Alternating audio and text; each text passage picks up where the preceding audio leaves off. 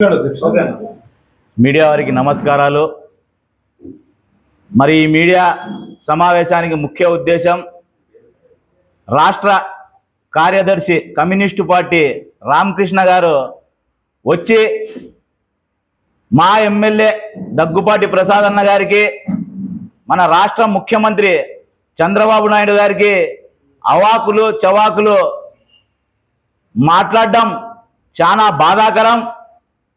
ఈ అవుట్డేటెడ్ నాయకులు అనంతపురంలో ఎంతమంది ఉన్నారో అందరూ కలిసి దగ్గుపాటి ప్రసాద్ అన్న మీద బురద చల్లడానికి ఒక పెద్ద ప్లాన్ వేసి ఏదో మైనార్టీలకు అన్యాయం జరుగుతుంది, భూ కబ్జాలు జరిగిపోతున్నాయి, అనంతపురం వ్యవస్థ చిన్న భిన్నం అవుతుంది అన్నట్లు క్రియేట్ చేస్తున్నారే. మీకు ఏ మాత్రం మీ మాటలు మీ మనసు మీద చెయ్యి వేసుకొని అడగగలుగుతారా అని ఈ అవుట్డేటెడ్ నాయకులు ఎవరైతే ఉన్నారో తన ఉనికి కోసం ఏదో మాట్లాడేస్తున్నాం, ఏదో చెప్తున్నామని చెప్పేసి పోతున్నారే. బుడబుక్కులని ఒక శాసనసభ్యులని చెప్పడం, మీరు రాష్ట్ర హోదాలో ఉన్నారే, మీకు ఏ మాత్రం సమన్యాసమని ఈ మీడియా ద్వారా అడుగుతున్నా.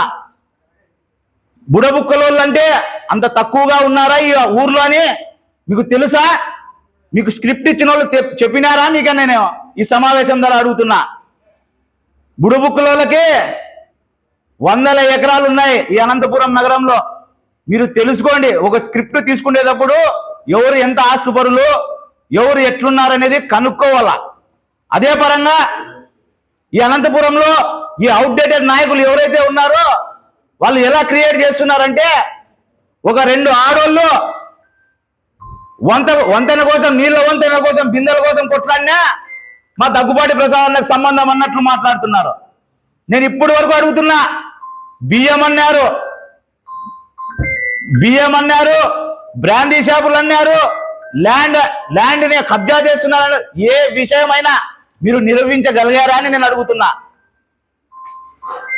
అదే చంద్రబాబు నాయుడు గారి ప్రభుత్వం గురించి చెప్తున్నారే, మా సూపర్ 6 పథకాల గురించి చెప్పండి. వచ్చిన నెలకే 4000 ఇచ్చాం, రైతు భరోసా ఇచ్చాం, అమ్మ దీవెన ఇచ్చాం. మరి ఈ అనంతపురం నగరానికి వస్తే 118 కోట్లతో అభివృద్ధి ఈ సంవత్సరంలోనే చేశామని గర్వంగా చెప్పగలుగుతాం. మరి గత 5 సంవత్సరాల్లో వెంకట్రామరెడ్డి గారు ఏం చేశారు? మీరు పొగిడారే, వెంకట్రామరెడ్డి ఎట్లా చేయలేదు, ప్రభాకర్ చౌదరి ఎట్లా చేయలేదు అని.